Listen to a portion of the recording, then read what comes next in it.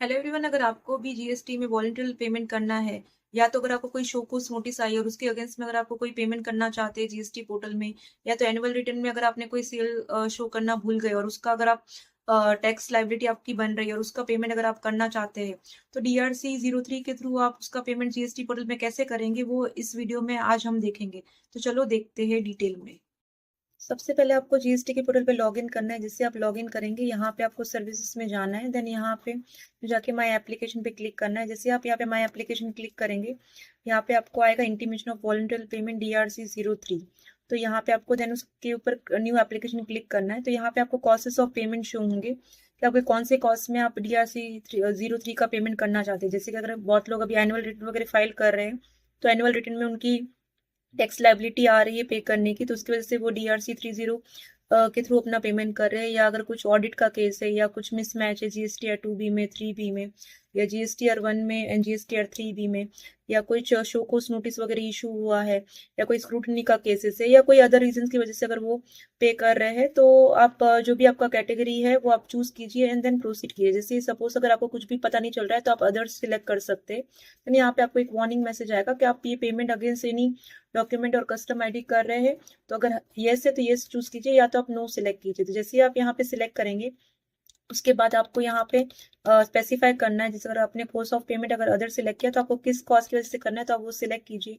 उसको स्पेसिफाई कीजिए कि कौन सा रीजन की वजह से आप पेमेंट करना चाहते हैं। देन उसका कम्युनिकेशन रेफरेंस नंबर होगा तो वो डालिए। देन सेक्शन कोड होगा तो वो आप डालिए। देन फाइनेंशियल ईयर जो है तो वो आप कौन से फाइनेंशियल ईयर के लिए कर रहे हैं तो वो आप सिलेक्ट कीजिए। देन आपको यहाँ पे ओरल टैक्स पीरियड डालना है। जैसे कि अगर हम अप्रैल 2024 से 31 मार्च 2000 जो है उसका हम लोग टैक्स पीरियड वगैरह जो है वो सिलेक्ट कर रहे हैं, तो ये हमने 2024 से लेके 25 का सिलेक्ट किया है। देन आप उसका पेमेंट कौन से मंथ का पेमेंट वगैरह करना चाहते हैं, कौन से मंथ में मिसमैच है पेमेंट का, तो ये आप सिलेक्ट कीजिए। जैसे कि हमने यहाँ पे अप्रैल सिलेक्ट किया है। देन अप्रैल 2024 से लेके हमको जो टैक्स पीरियड जो सिलेक्ट करना है, वो हमने यहाँ पे टैक्स पीरियड जो है हमने यहाँ पे समझ लो कि सितंबर चूज किया है, अक्टूबर चूज किया है। तो अक्टूबर का अगर हमको कौन से अक्टूबर 2024 का हमने चूज कर रहे हैं हम लोग, तो अक्टूबर 2024 का हमें चूज करना है। एंड देन आपको कौन से टाइप में कर रहे हैं, कौन से वो उसमें कर रहे हैं, जैसे IGST है, CGST है, SGST है। तो अगर हम CGST में कर रहे हैं तो CGST में आपको प्लेस ऑफ सप्लाई मेंटेन करने की जरूरत नहीं है। अगर IGST में किया है तो हमें यहाँ पे प्लेस ऑफ जो उसकी सप्लाई है वो डिटरमाइन करनी पड़ेगी। तो जिस एक्ट में आप कर रहे हैं उस हिसाब से आपको यहाँ पे चूज करना है। IGST में आपको प्लेस ऑफ जो वो है वो डिटरमाइन करना रहेगा। देन आपका जो भी टैक्स अमाउंट है वो आप यहाँ पे मेंशन कीजिए।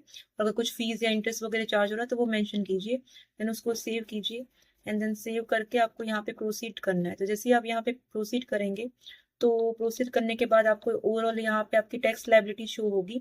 तो टैक्स लाइबिलिटी आपका जो टैक्स का पेमेंट है, तो अगर आपके पास अगर कुछ ITC वगैरह अवेलेबल है तो आप उसका पेमेंट उसके थ्रू कर सकते हैं। लेकिन अगर आपका कुछ इंटरेस्ट या पेनल्टी का अमाउंट रहेगा तो वो आप ITC के थ्रू नहीं कर सकते। सिर्फ आपका जो भी टैक्स का पेमेंट वगैरह है वही आप अपना ITC के थ्रू आप उसका पेमेंट कर पाएंगे। तो जो भी आपका टैक्स का पेमेंट वगैरह आ रहा है वो आप आपके ITC के थ्रू आप यहाँ पे पेमेंट कीजिए। एंड देन पेमेंट करने के बाद आप यहाँ पे उसको प्रोसीड कर सकते हो। अगर आपके पास कोई भी बैलेंस नहीं है तो आप यहाँ पे कैश पेमेंट करके भी अपना जो है वो फाइल कर सकते हैं। तो ये पूरा प्रोसीड रहेगा। देन उसके बाद अगर आपको कोई भी डॉक्यूमेंट वगैरह अटैच करना है तो आप डॉक्यूमेंट वगैरह अटैच कर सकते हैं। देन आई पे सिलेक्ट करके देन यहाँ पे आपका नेम ऑफ ऑथराइज पर्सन जो है वो सिलेक्ट कीजिए। देन उसको मतलब वहां से फाइल क्रिएट कीजिए। और अगर आपके पास कोई भी पेमेंट वगैरह अवेलेबल नहीं रहता है ITC का या कुछ भी कैश का पेमेंट, तो यहाँ से आपको चालान जनरेट का ऑप्शन भी आएगा, तो आप चालान जनरेट कर सकते हैं एंड देन उसका पेमेंट कर सकते हैं। तो ये कंप्लीट प्रोसीजर है DRC 3 का कि हम लोग कैसे पेमेंट करें। अगर आपको कुछ भी अगर एनुअल रिटर्न का पेमेंट करना रहता है, या कोई स्क्रूटिनी नोटिस आई होती है, या अगर कोई वॉलंटियर अगर आप पेमेंट जमा करना चाहते हैं, तो ये सब केसेस में आप इस वे से आप अपना जो पेमेंट है वो कर सकते हैं। अगर आपको भी GST रिलेटेड अगर कुछ भी काम रहेगा तो आप हमारे फॉर्म NS टैक्स कंसल्टेंसी को कांटेक्ट कर सकते हैं। Thank you.